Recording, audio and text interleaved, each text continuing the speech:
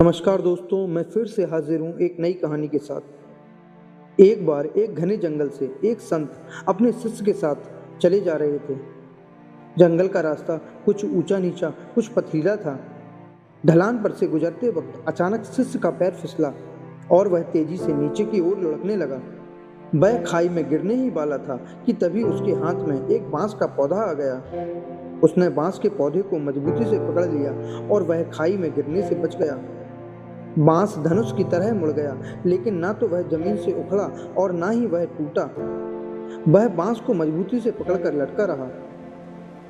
थोड़ी देर बाद उसके गुरु वहां पहुंचे और उन्होंने उसे हाथ का सहारा देकर शिष्य को ऊपर खींच लिया। दोनों अपने रास्ते पर आगे बढ़ चले। रास्ते में संत ने शिष्य से कहा, जान बचाने वाले बांस ने तुमसे कुछ कहा? तुमने सुना क्या?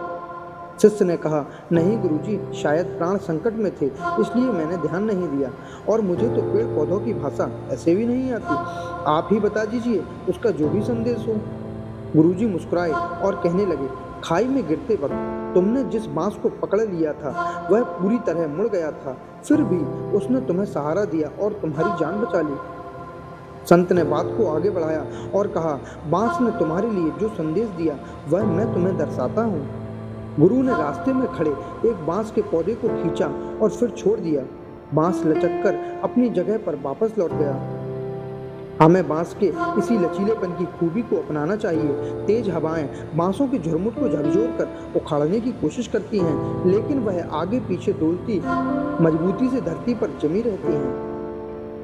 बांस ने तुम्हारे लिए यही संदेश भेजा है कि जीवन में जब भी मुश्किल दौर आए तो थोड़ा झुककर विनम्र बन जाना, लेकिन टूटना नहीं, क्योंकि बुरा दौर निकलते ही पुनः अपनी स्थिति में दोबारा पहुंचा जा सकता है। शिष्य बड़े गौर से सुनता रहा।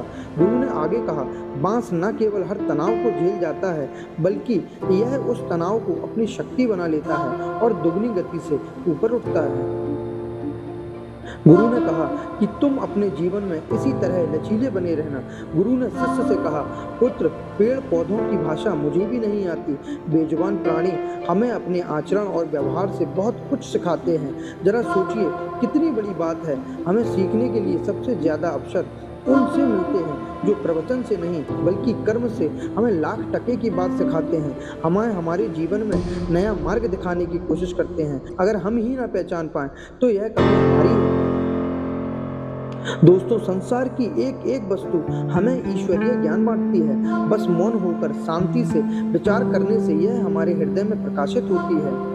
दोस्तों, मैं इस कहानी को यहीं खत्म करता हूँ। यदि आप चैनल पर नए हैं तो प्लीज़ चैनल को सब्सक्राइब करें, लाइक करें और शेयर करें।